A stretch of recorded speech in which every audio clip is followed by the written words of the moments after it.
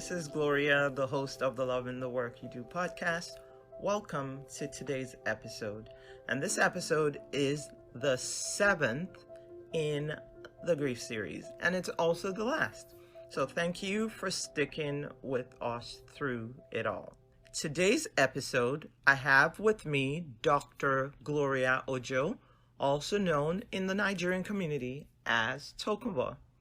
Dr. Gloria is a doctoral prepared nurse practitioner with 2 national certifications, both in psychiatry, mental health, and family care practice. She is the founder and CEO of Holistic Touch Healthcare Services, where she treats patients ages 5 and up. Dr. Tokunbo is passionate about helping people of all races and mentors many young adults to choose a career that's purposeful for them in becoming productive people in the society. And on today's podcast, I go into a deeper conversation with Dr. Ojo. As a medical practitioner, she brought so much insight into the way we grieve. One of the questions that I asked her was about grief. How should we really process grief medically? And I also had Dr. Ojo explain to us the stages of grief. If you're still here listening to this intro, I suggest you grab a pen because today's episode is also as packed as the rest.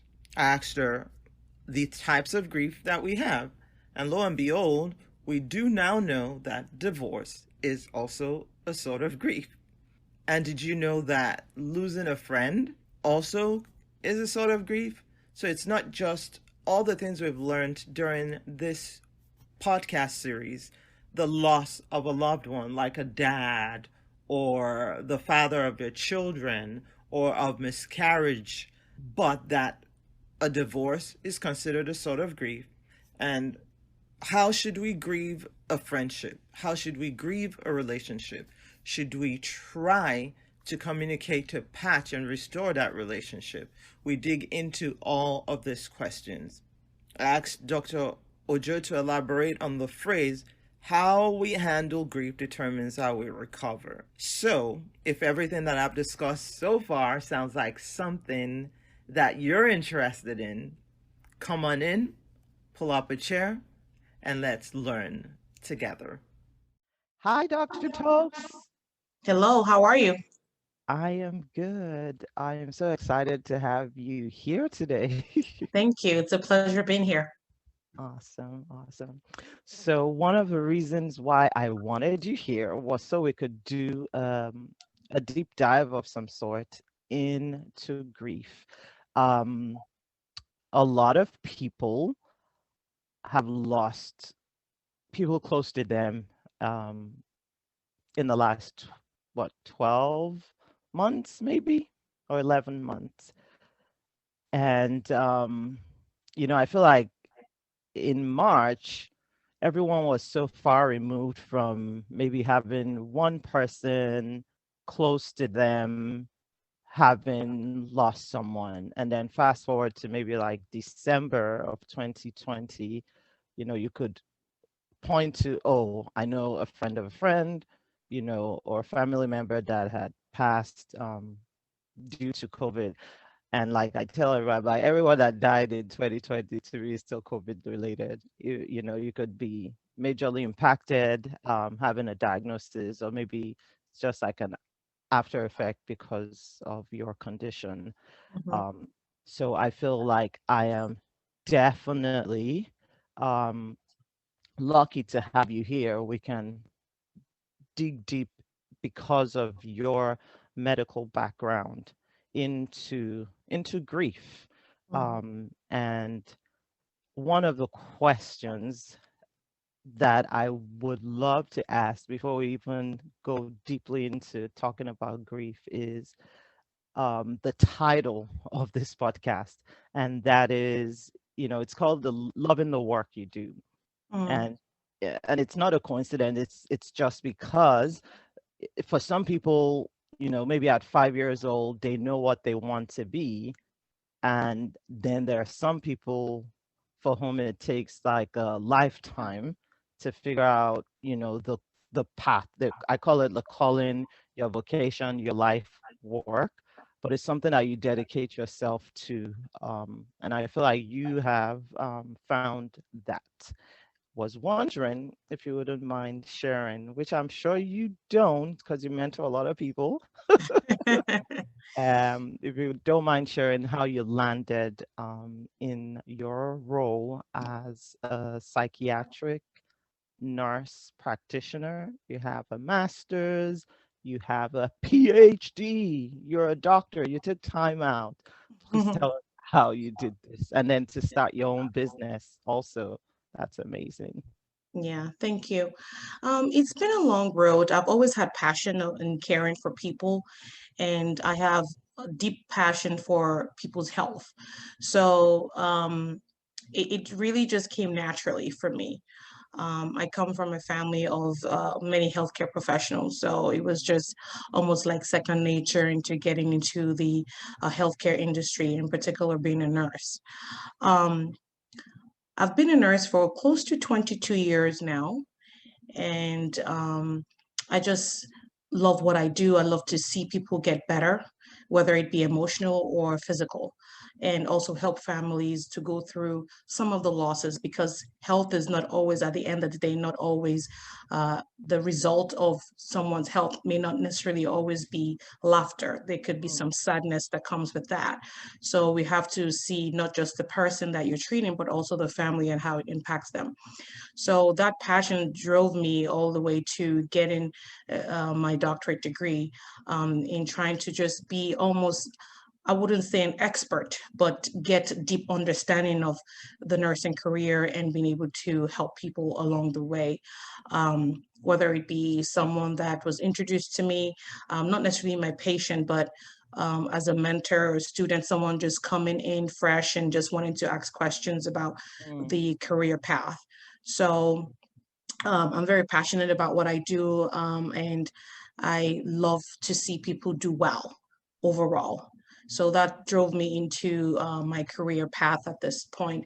I've been blessed, I would say, that I have certifications and degree in the medical aspect of nursing as well as psychiatric. So I do have an overview of the entire person, so to speak. So, and recently just opened my own private practice in Glen Burnie, Woo! Maryland. In Glen Burnie, Maryland. So, very, very excited about what is yet to come. And so far, the patients and families that I've impacted has been all positive, so to speak. Okay, awesome.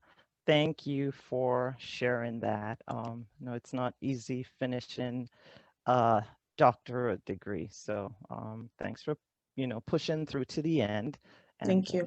being that light for the next generation.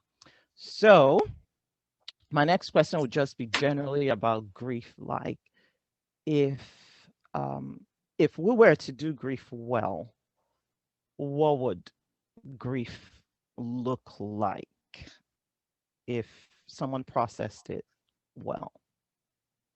Well, generally, people process grief in different dimensions, depending on the person's background, ethic beliefs, and who they're surrounded with. That person is able to process grief in a very different way. So those factors really play a huge role in how Mm, people process grief. So, but generally, anybody that goes through grief generally have several stages that they go through, regardless of um, their background or who's there to support them. So there's that element of denial initially, anger, bargaining, acceptance, and there's a moment of depression as well. So it really depends. Some people never really, unfortunately, get over grief, so to speak.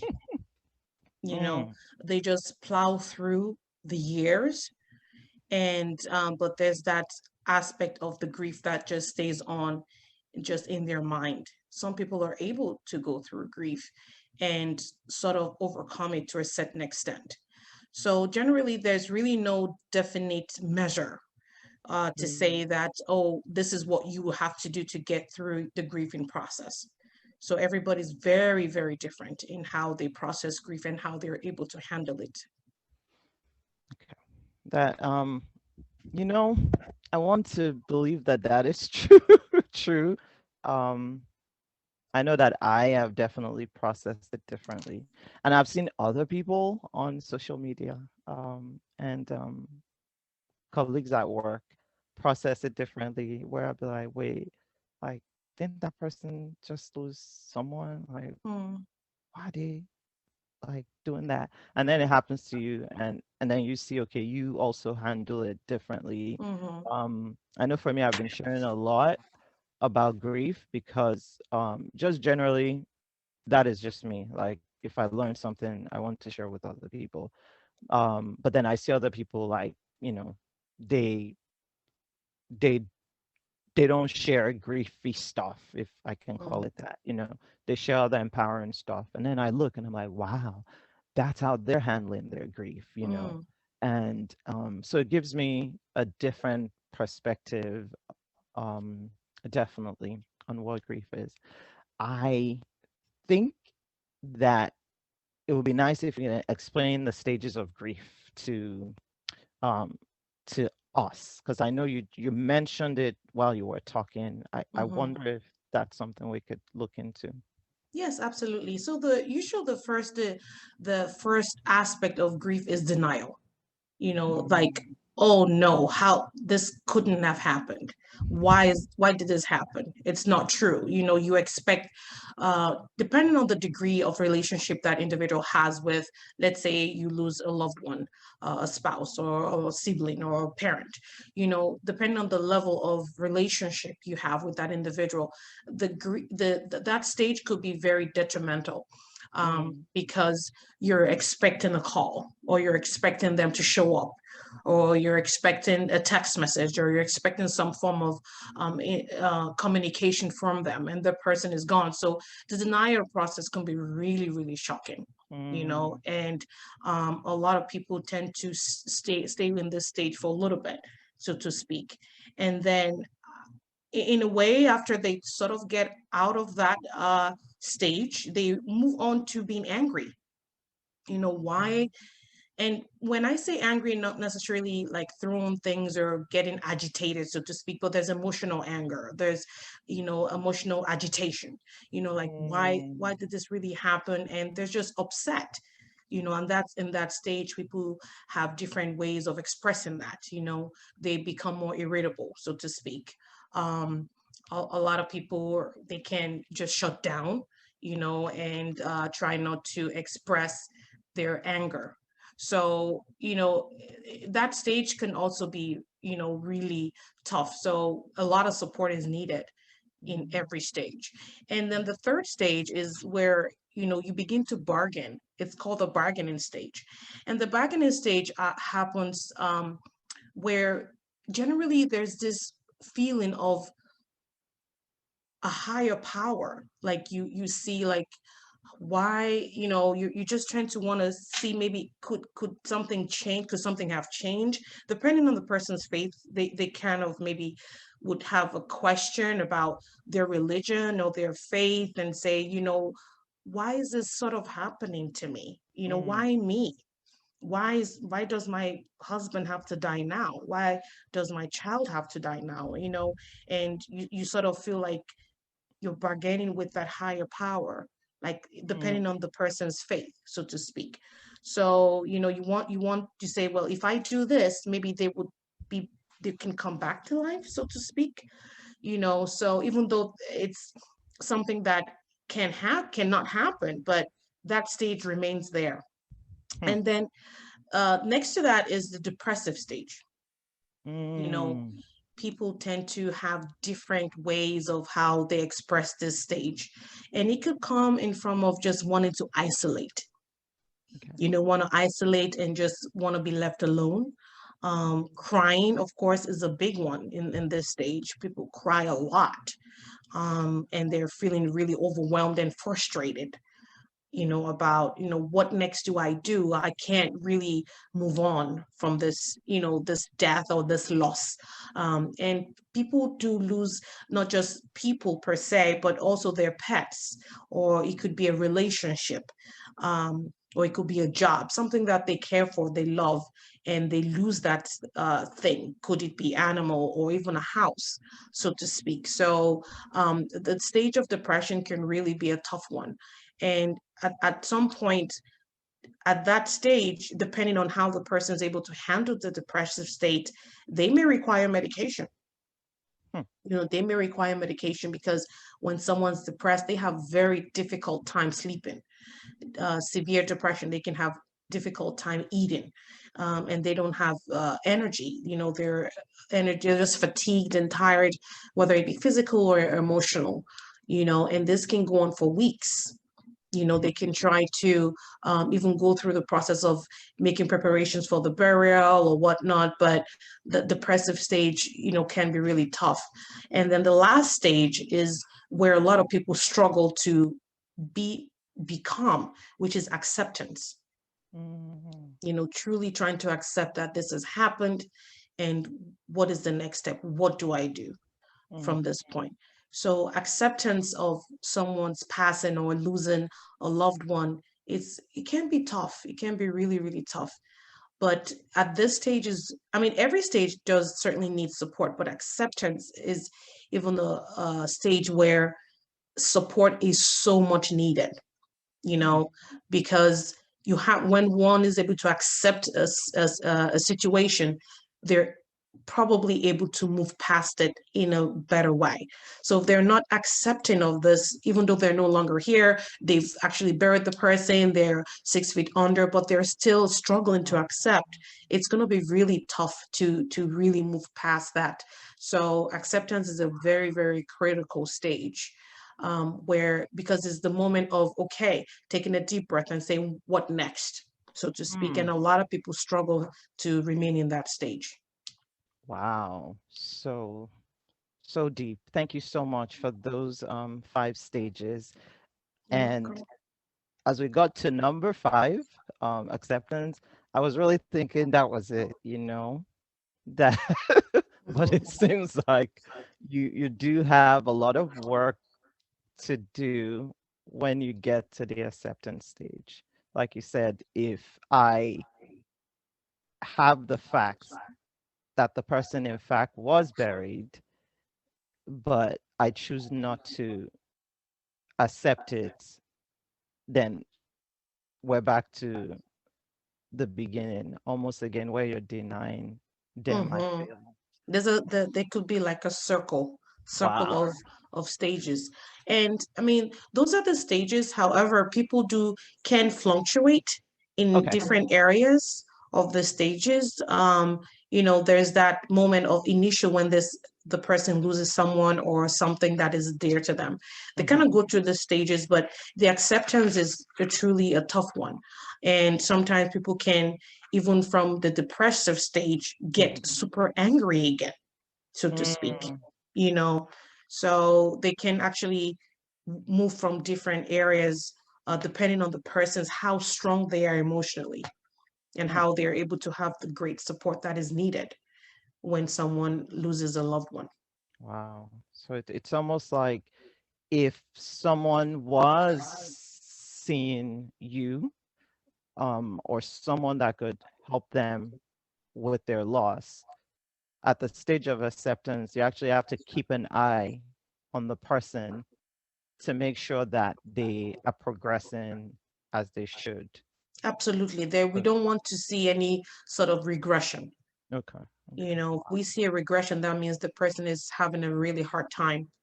Mm. And acceptance can take a while. I mean, a lot of people generally, depending on the relationship of the person that they have lost or what they Mhm. have lost, they can grieve for almost a lifetime.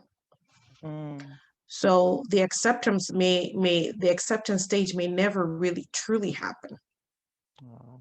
They It's just up powering along, but the acceptance stage, it doesn't truly happen. And that's where you see in those stages where, maybe people decide not to even, let's say if someone dies at a hospital, they don't even want to associate anything to do with that hospital because it's hard for them to accept.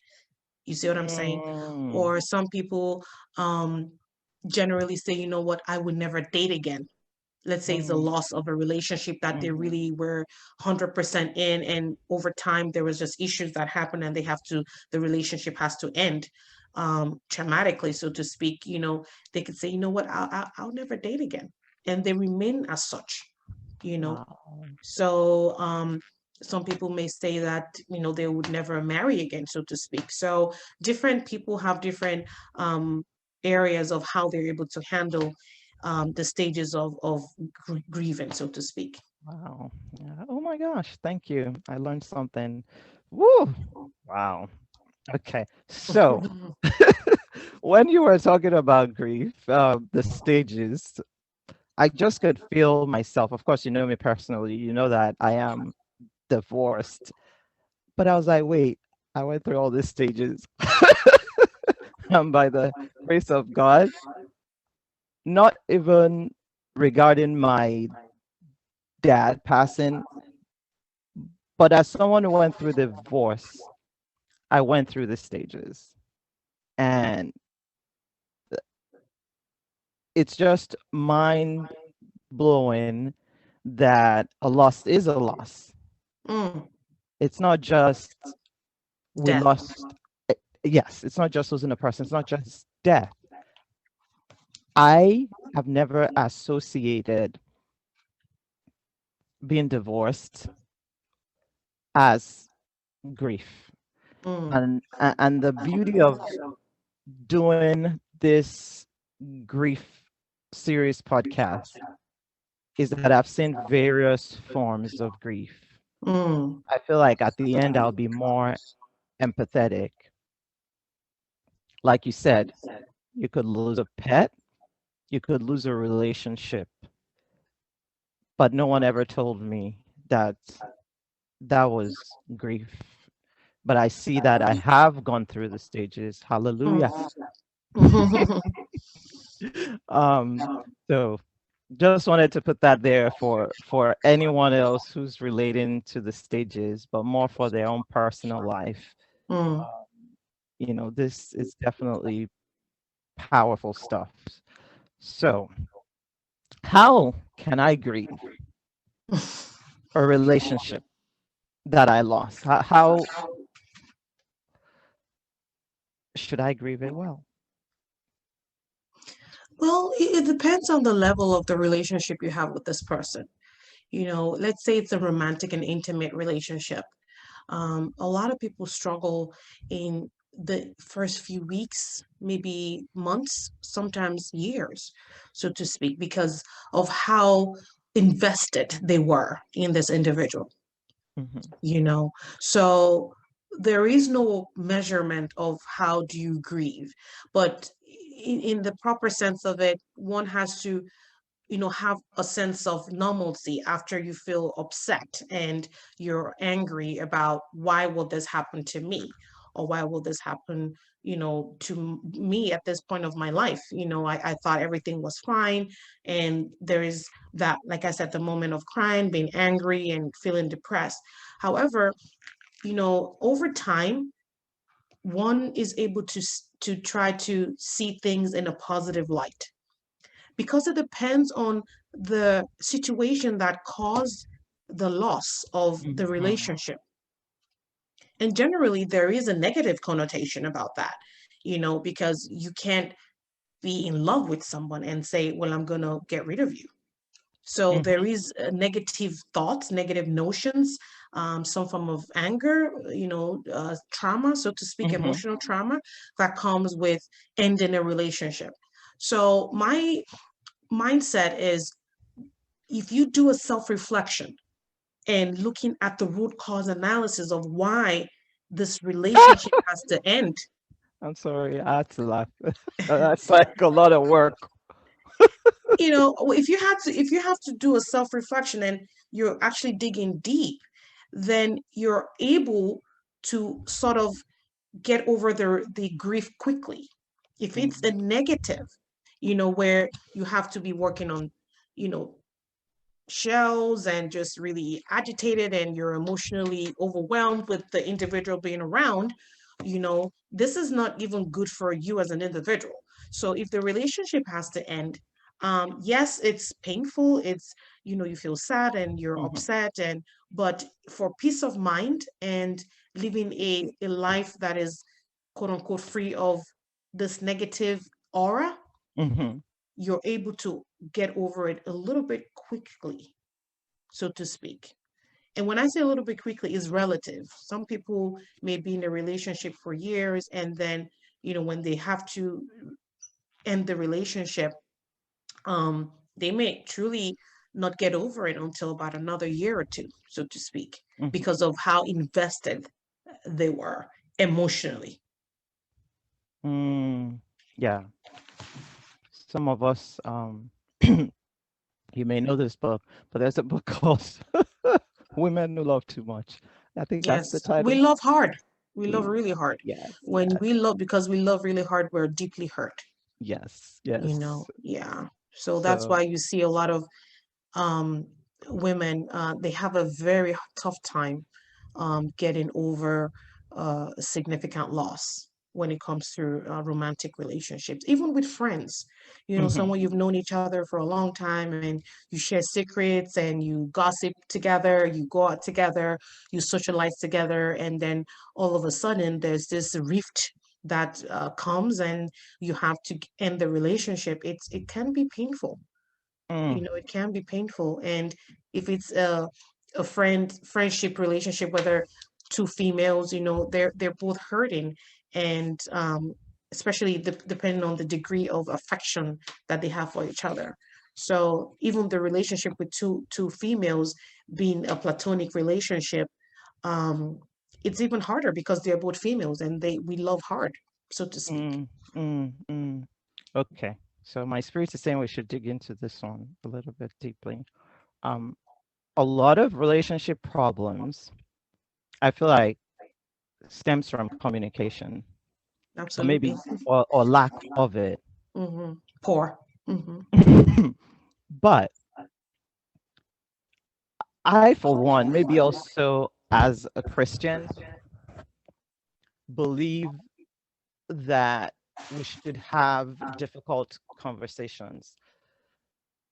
But I also know that some of us, meaning I'll use myself, are sensitive Mm. to to feedback, to words generally. Um, so let's use me as an example. If I have a relationship that I feel was good, or maybe it was just in my head that the relationship was good, but then the relationship fell apart. Like, how do you even start the communication process? I'm going to put a pin on that. I know it's a lot of statements I just put together, but what I'm trying to get at is that I notice it's hard for us, maybe as women, or maybe just demographics things where you grew up. But I feel like sometimes it's hard for people to come out and say, I'm sorry, or to even say, hey, let's have a discussion about the gap. Situation, right? Yeah. Like, I feel like we're not where we used to be, but can we have a conversation about it? Like, how do you even say that? I mean, it depends on the individual, sometimes it depends on how mature the person's mind is. Mm, Once you recognize that there is a gap or there is some form of conflict that you can't really put your hand on, it's always advised to approach, but with caution.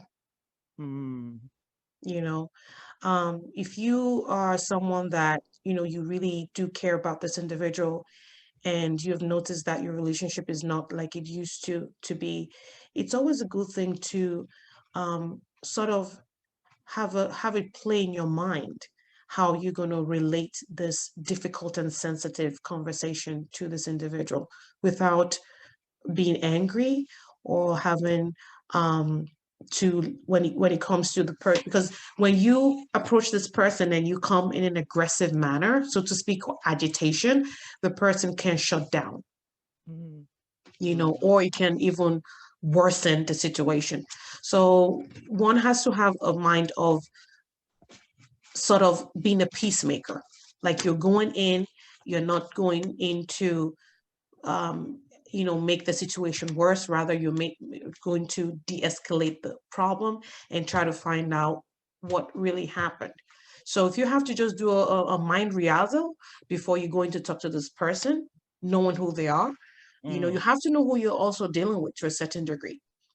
mm, If I know that you, Gloria, you are very sensitive, I, as an individual, would find a way to let you understand what's going on with me, my feelings, and how we can possibly deal with the situation so it doesn't occur again. Because we don't want this conflicts to reoccur over and over, and then it strains the relationship, so to speak. So yes, communication can be very, very difficult and quite sensitive, but having a mature mind and having a mindset of being a peacemaker, helps in the way you communicate. And sometimes you would all, if it's very quite difficult, I would say write down your thoughts and be factual. You know, don't tie into too much emotions. Just mm. state the facts, and then kind of go from there, depending on the vibe you get from the next the person you're talking to, so to speak. So it can be quite difficult when it comes to talking about sensitive situations, but we have to talk about it, no matter Mm. how difficult it is, and but the approach and the manner that the communication is being set, the foundation, makes a difference in how the other person sees it. Mm. The perception goes a long way. Okay. That means we need to also pray and fast before before Well, we go. I don't know about that, but you know it depends on, I mean, and I think generally we as people, we as a people, we sort of know when things are a little rocky. you know Yeah. we have that inclination that, okay, my relationship with, I call her every day, we talk all the time, and then 3 weeks we're not talking, and something may have led Mm-hmm. to that, so to speak. Mm. So it's always good to, you have that inclination that something is not quite right. You kind of already have an idea. That's true. It's That's nothing just springs up on you, us, so to speak. So have you had situations where you've talked to people about that in particular, like a friendship situation, and how do you deal with the fifth stage in that type of situation? Like, should I go in knowing that the relationship will turn around, or should I go in with no expectation at all? I think it would be good to go in with no expectation, so you're Mm, not hurt either way. mm, Just mm, have a neutral mindset. Having mm, that neutral mindset goes a long way, because you just don't know. You know how you can communicate the best way you can, but the other individual, you may think you know them, but they can flip a switch on you. So mhm, you necessarily don't know how they can react, no matter how calm and mature you are. Even having that mindset of being peaceful and wanting to get to the bottom of why this occurred. So just have a mindset of being neutral, and whatever situation the relationship ends or the situation ends, you're ready to accept that and move on.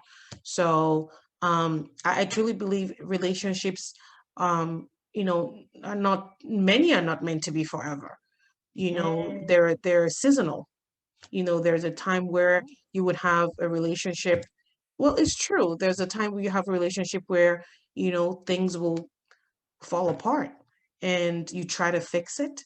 And sometimes you can't fix it, for you try your very best. And some relationships, you are very close, you understand each other, you have issues, you have conflicts, and you have a way to deal with them. And then the relationship continues on, so to speak. Mm.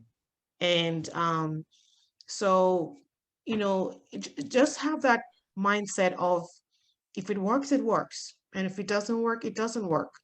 Mm. Don't carry that burden on you because Hmm. you as an individual have tried. So for me, I try to not be burdened with things that can weigh me down. Okay. So I try to talk to the individual. And sometimes it may take me some time because I'm trying to process the right thing to say.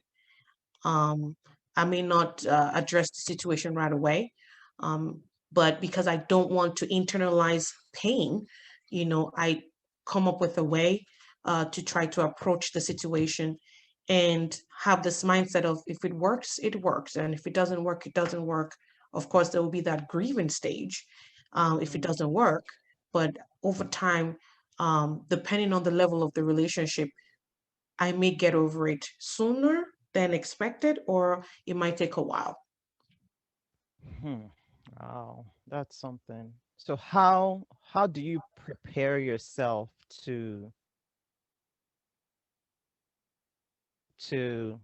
have the conversation, to not be weighed down by it, like you said? Yeah, I generally look at the what could have occurred prior to the situation that happened. Okay. That gives me a good understanding of what may have occurred because I would look at things, from my perspective and possibly the other person's perspective. And that gives me an understanding of how I can approach the situation. Mm. Because I Mm. don't want to just be quote unquote selfish. I want to also see things from their perspective. Okay. And that gives me a better platform on how the communication can begin. Okay. Okay. you know um I mean, it's easier said than done, but generally, having that mindset of, what, I really want to talk to you about the situation. And I generally tell people, when you once you do a self-reflection about a situation, it gives you an understanding of where you went wrong, possibly, Mm. or how you contributed to the conflict that's on ground Okay.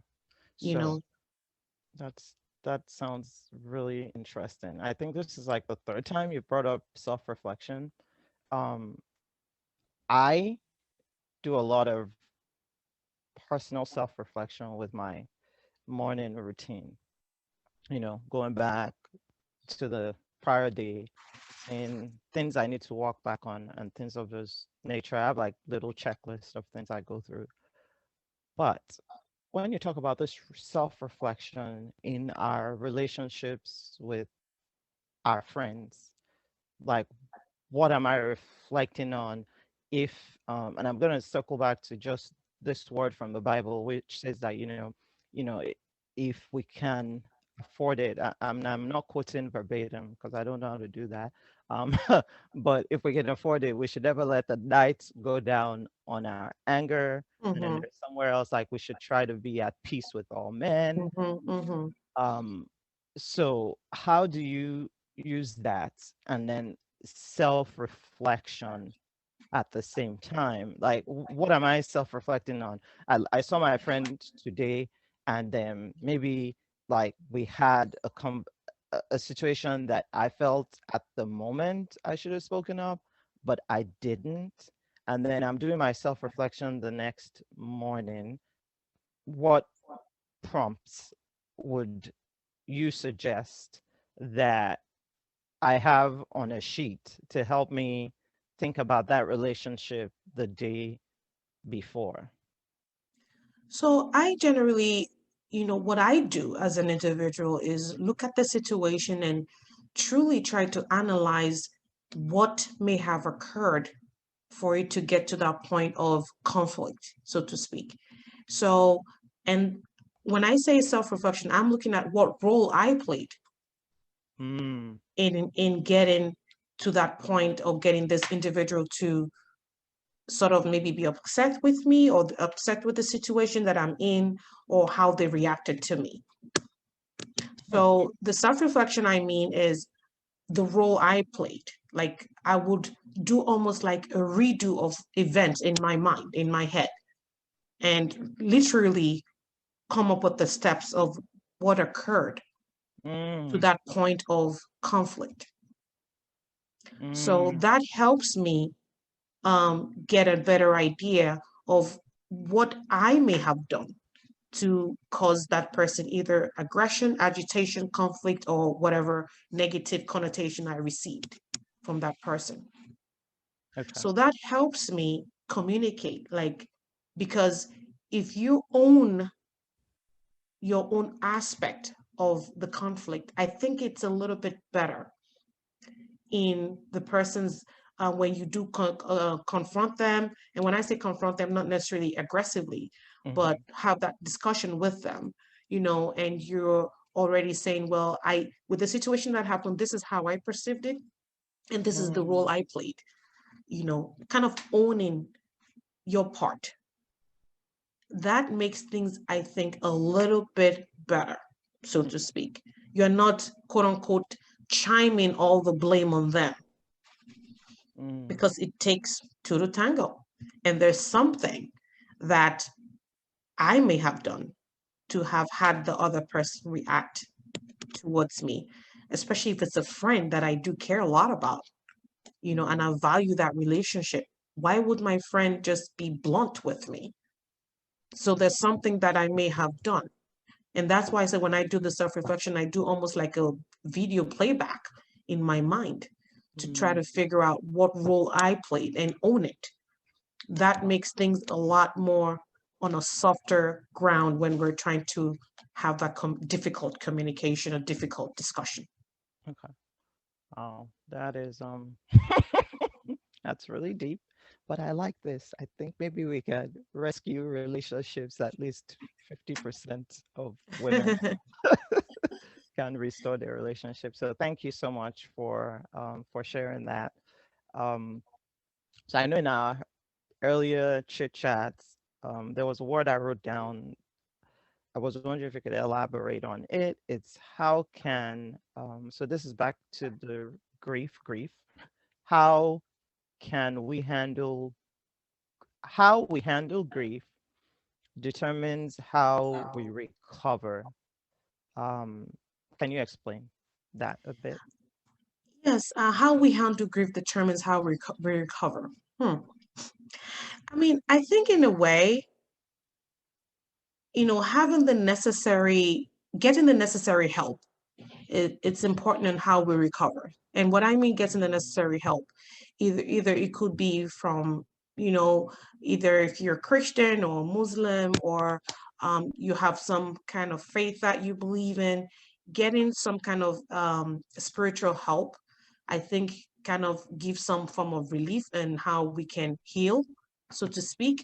Also, getting some form of counseling or therapy goes a long way in how we can truly recover or get to a point where we can recover when we're grieving. I also would like to say that depending on the dynamic of the relationship, that helps us recover either quickly or on a more of a slower path.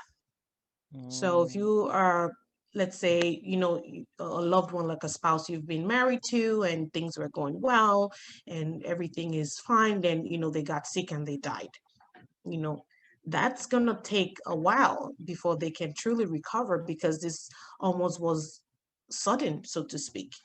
And let's say if they're also young and they have children, or they have huge responsibilities together, so the dynamics of the relationship and how one is able to process the loss gives a better understanding of how they can recover. So everybody has different ways that they can recover, so to speak. Um, some people, it might take them 8 weeks, it might take them a year or two. So it really depends. But overall, the goal is to try as much as possible to be positive, have that positive mindset, you know, in all that we do. Even as a counselor, I do counsel people that have lost a spouse suddenly or a child, and having to live up with the point where I see that they're getting to that acceptance stage is when they're looking at their picture and they're smiling. Mm, mm. When they're looking at their picture and they're crying, they're agitated, they're not there yet. Hmm. They're not there yet.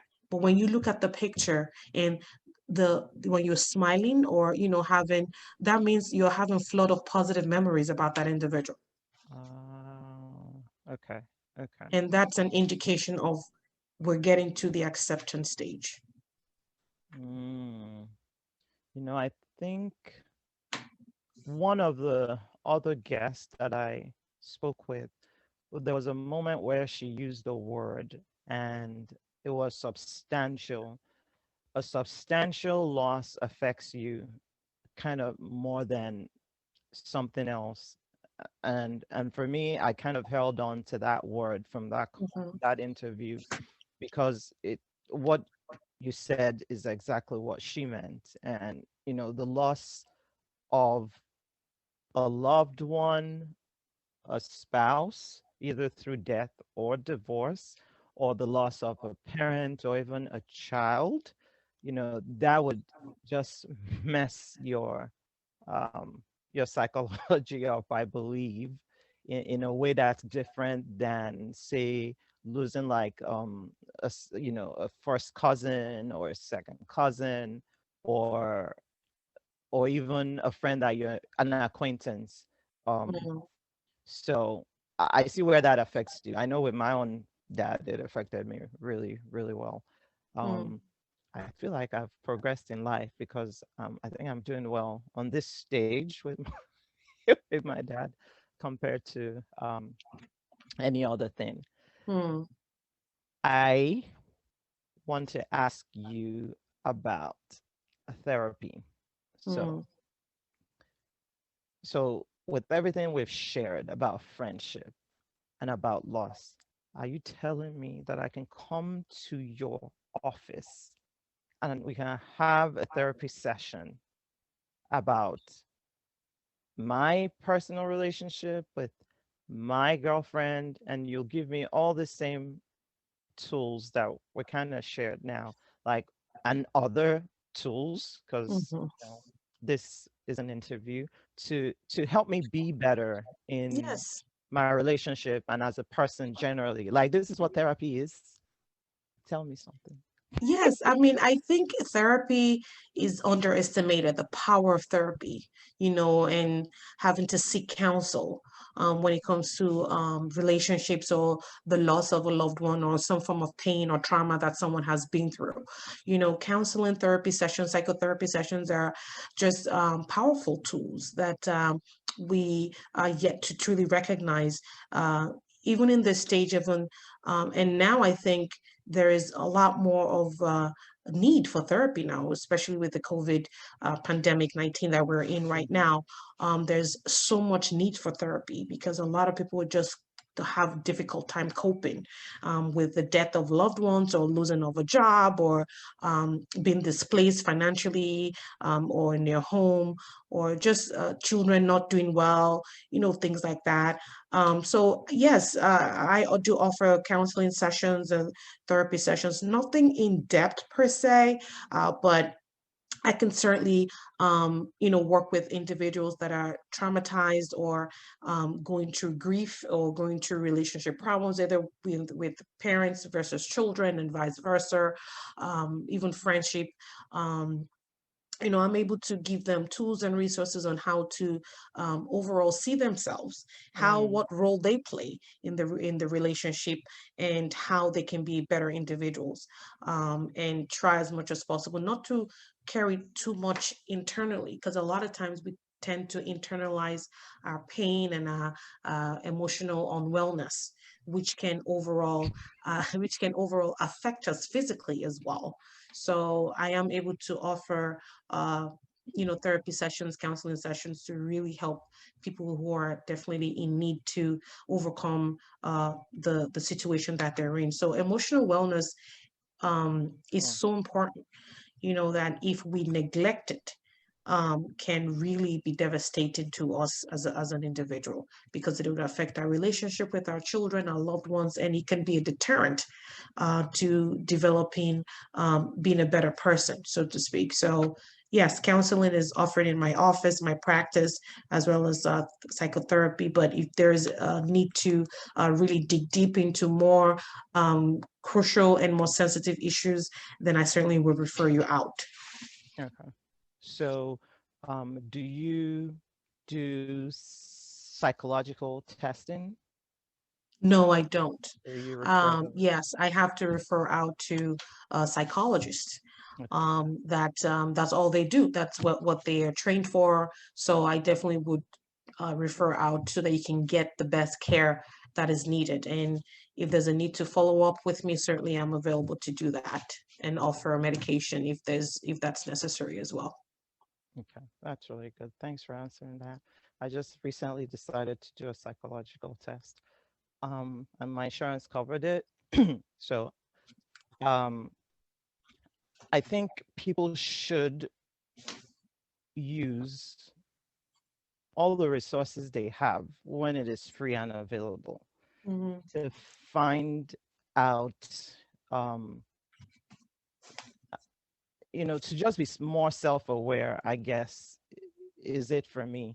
I feel like growing up, there are a lot of open secrets in families. Mm, People behave certain ways, and they may say, and like, she's just like that, or they just take after their mother, or they just take after their father, or like, you have one uncle that always gets angry. But I really believe, like, if you can dig deeper and find out if there is a name for the way you behave, then you're closer to helping even the next generation. Not just, it's not even just about you. It's about, now that, then you get coping strategies. It doesn't need to be medicine. It could be, tools and strategies, and then you pass that on to the next generation. Like, they are definitely going to be better. My voice is up a little bit. Because, like, at the end of the day, my thing is, I just want people to be better. of But course. and once you're better, once people continue to partake in things that make them better, you are impacting the next generation. Like, Absolutely. they are Absolutely. already on the step stool to like To wellness. getting, yeah. So, I again. definitely think I really think it's an important aspect of life. Once you recognize that there is a problem in the way you react to certain things, or you get quite irritable or upset excessively. Some people tend to say, well, that's who she is, or that's her personality. But there is something that's triggering that. Mm, mm-hmm, It's something that they've been exposed to, or what they've seen growing up. And that's how maybe the people they grew up around with handle anger or handled difficult situations. So that just portrays on, and it just sticks to the individual, and it becomes part of them. Um, and obviously, that's not a good way to address situations. You don't have to be upset. You don't have to be excessively angry, um, and have this negative connotation about you as an individual. So once that is recognized, um, I think it's important to seek the care and just try to figure out, let's talk about how you grew up, and mm, what were you exposed to as a child. It could be some form of abuse mm, that may shape that individual to who they are. And they could be a better person if they get the right tools and resources that is needed for them to overcome um, that fear, or that negative, um, so to speak, what they were exposed to, and why they're so apprehensive and defensive. mm-hmm, mm-hmm, So mm, if individuals have those um, tools, they're able to pass it on to the next person, to their child, to their nephew, to their nieces or people around them, in their communities, that, hey, something is, they would be able to even recognize that in another person and give them the help that they got, or at least sort of direct them to a direction of getting care. So Yes. not, yeah, like you said, not everything is medication. I generally tell my patients when they come to me, because often not, a lot of patients that come, they expect you to give them something, you know, Mm. and many times it's expected, oh, medication. If you give me medication, it's going to fix me. And that's the very wrong concept that I tell patients all the time. Sometimes we need some deep therapy Mhm. to really help you overcome the depression or the anxiety that you're feeling, or your personality, because genetics, of course, play a huge role, but also the society and the community that you grew up in, and the people around you and what you've been exposed to. Those things play a huge role in forming an individual, their character, who they are as an individual. So having to understand those things and trying to help them see things in a more positive aspect does help them to be a better person, so they can leave a more good legacy. So, Mhm. Mhm. Because so it's not always about money, like, oh my gosh, if you can just give a child like that tool, I just see, I, sometimes I feel sad, you know, that at least in my community, in the Nigerian community, a lot of things were not given names. Growing up, but I'm grateful that, maybe like you, like I was shipped from here to Nigeria, but maybe like it hurt when you were younger. But then you see the beauty of that experience that I actually got to live in Nigeria. And I remember like you'd see people that they called weary, right? And of course, they were demon possessed and everything until you realize later, oh, that person probably had like a a mental really disorder, right? mental Really bad disorder, one. right? And like they were just left to them to their own self. Like nobody could help them. It was deemed spiritual when it was really just a medical condition. Now, in that same family, because they've denied that person, they would assume that they don't have any of that in their own blood. But, Mm. 20 years later, you might have one person that gives birth to a child, and lo and behold, They have that same feature. that's exactly. And, but if you're dealt with it then, but thank God, we're in a better dispensation, and, there's internet, and then there's medicine. And I also love that, a lot of people are more aware of mental health and mental wellness, so that, we're able to see those things in a different light now. Mm. Um, We and still I have a long way to go, I would we say. we do. We have a long way to go, even though there is this awareness, but people still, and that's why I say that a lot of times, especially in the Nigerian community, um, having providers and clinicians that are well trained and have the skills set, going into places of religion based, like churches or Mm, mosque and things like that, so they could truly hear it, because when everything is so tied into spiritual, we miss the person that's supposed to get that care is missed and overlooked, and it carries on in their character, it carries on in who they are, and they're not able to thrive. mm, So mm, we have a long way to go. There's so much need. The stigma of mental health is still there. And slowly but surely, I think with people like myself that's very passionate about spreading the word and letting mental health be pushed to the forefront, mhm, I think would be very, very helpful in our community, in our society, so that people can get the help. And if they need medicine, they need medicine. Some mhm, illnesses need medicine. Just like hypertension, you have a thyroid problem, and we try our best to do what we can. But if you need to be on your thyroid medication or your hypertension medication, so be it. And then we begin to also work with um, change of lifestyle. And then in that sense, and the mental health aspect is getting therapy, so that they can get the help that they need all around, not just taking medications per se, but also helping shaping their character, having that shift in mindset to Mm-hmm. help. So yes, we do have a long way to go, but I mean, I think that the awareness is coming out slowly but surely, but we still have a long way to go. As we round up, I'm going to ask you to share maybe any future projects that you have in the works. That's one. And then, of course, where people can find you. Well, I recently just opened my practice, so my goal right now, the next few months to a year, is to really hone on into managing my practice and making sure it thrives and do well. Um, and just expand, so to speak, and get the word out there for the services that I offer.